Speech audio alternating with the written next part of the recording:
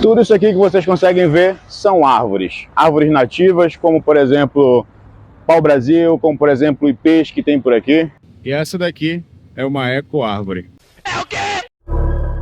Você sabe que a gente fala muito sobre a arborização urbana aqui no Florestal Brasil e a importância dessas árvores, tanto para o microclima das nossas cidades, como por exemplo, aqui em Belém do Pará, uma cidade que na sombra pode fazer até 30 graus, mas também a importância para a fauna e para a microfauna que vivem ou se desenvolvem nessas árvores ou em função do que elas podem proporcionar ao redor delas. E por falar em Belém, a cidade que já está na contagem regressiva para a COP30, que é a Conferência das Nações Unidas sobre a Mudança do Clima, esse que é o maior evento sobre esse tema no mundo e que vai acontecer em novembro aqui na cidade.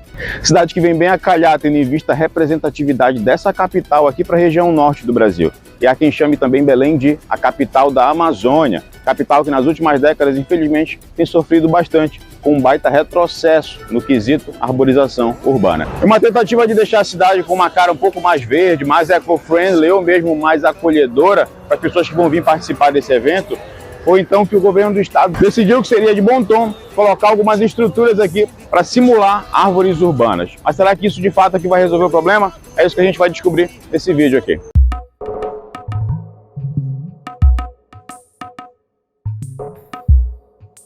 Saudações florestais, eu me chamo Harry Macena, sou engenheiro florestal e aqui no Florestal Brasil a gente fala muito sobre manejo florestal, arborização urbana, silvicultura e também meio ambiente como um todo.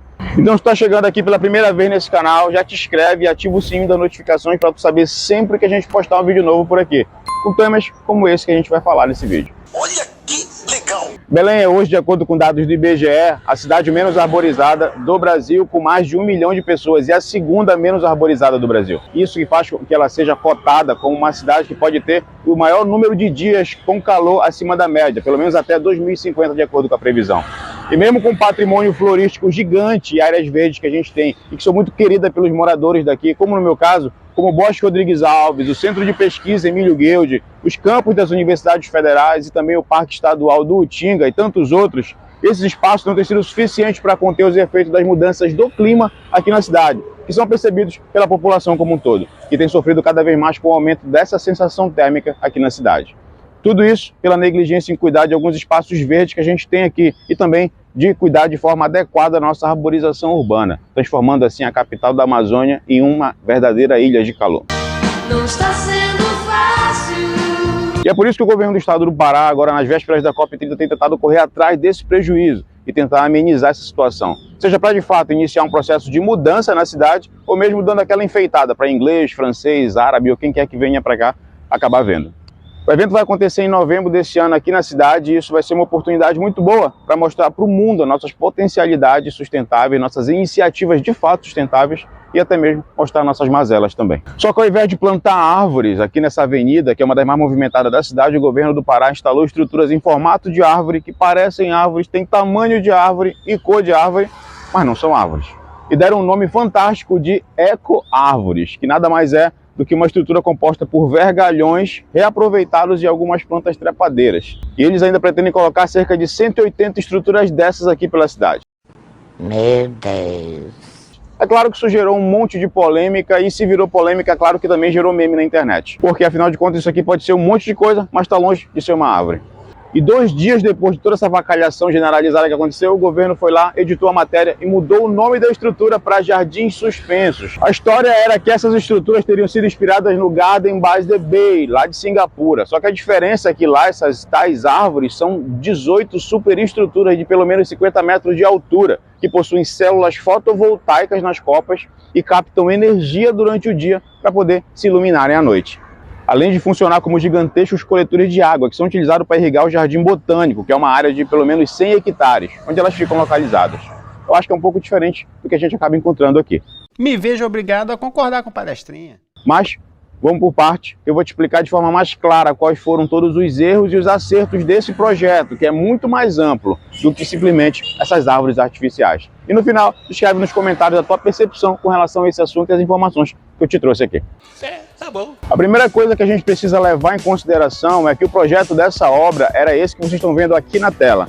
E isso é o que realmente foi feito até então.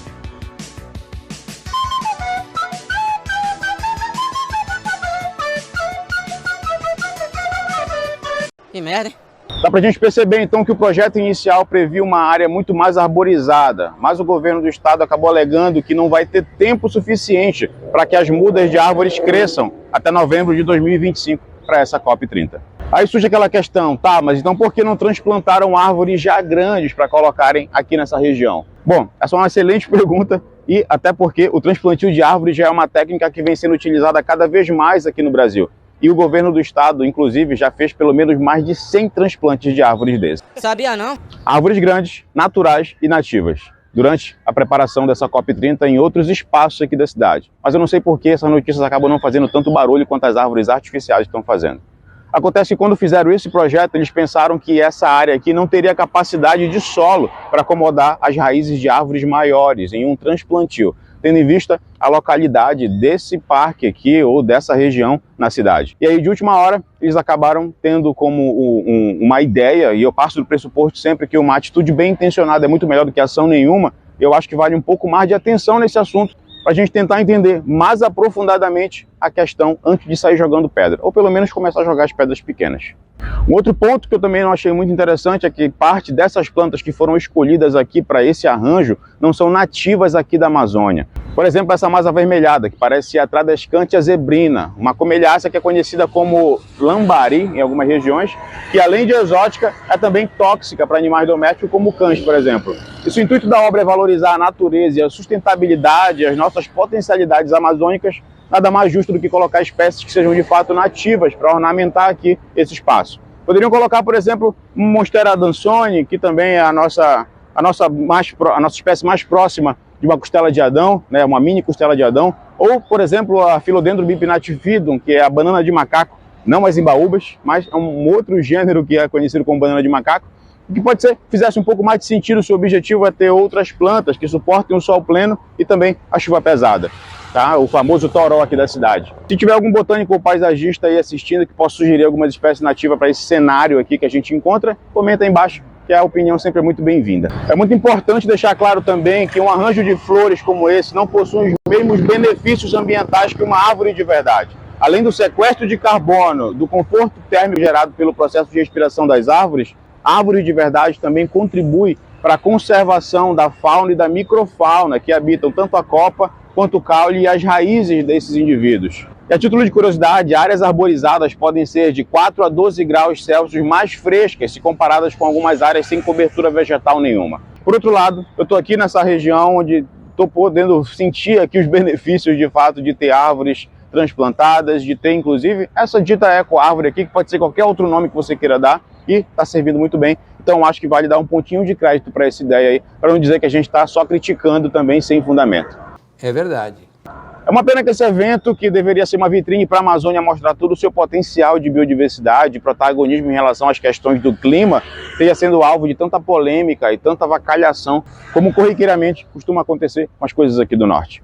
E poderiam ter solucionado isso de uma forma muito mais simples. Seria muito mais legal se o governo tivesse sido sincero desde o início, explicando os motivos de não terem colocado as árvores de verdade aqui nesse espaço. E por isso instalaram esses guarda-sóis, sombretes floridos, gigante, qualquer coisa que seja parecida, qualquer outro nome que remeta à real função dessa estrutura. E não simplesmente chamar de eco-árvore e tentar vender isso como algo, uma alternativa ecológica. Eu tenho certeza que não estariam sendo alvo de tantas críticas e memes como foi nesse caso aqui. Deixa eu fazer meu trabalho aqui. Mas você tem que colocar a verdade. Ah, beleza, então. Ué, você sabe quantos anos tem o bairro? Afinal de contas, estão sendo investidos quase 5 bilhões de reais para preparar a cidade para esse evento. E eu acho que o povo merece um pouco mais de transparência em relação às decisões que são tomadas. Senão fica parecendo mais uma espécie de greenwashing aqui, que é tão utilizado por várias plataformas governamentais. Não estou dizendo que foi o que aconteceu aqui, mas tem gente que pode considerar isso como sendo uma tentativa de greenwashing. Só que infelizmente eu vou ter que falar isso aqui.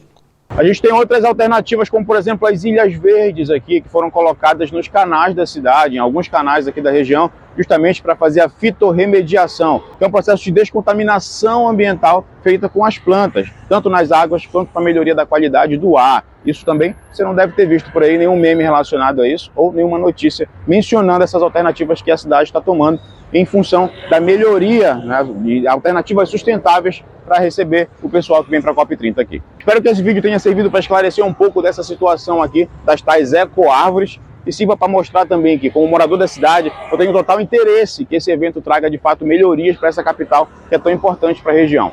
Afinal de contas, todas essas melhorias que vão vir vão ser sentidas pela população. Então nada mais justo do que ela participar da tomada de decisões que, afinal de contas, as informações que chegam lá para o sul e sudeste do país não sejam simplesmente das nossas mazelas e de crimes que acontecem aqui na região. Que de fato consiga mostrar nossas potencialidades e nossas iniciativas sustentáveis, beleza? Agora eu quero saber a opinião de vocês, o que tu acha dessa situação toda que eu te mostrei aqui.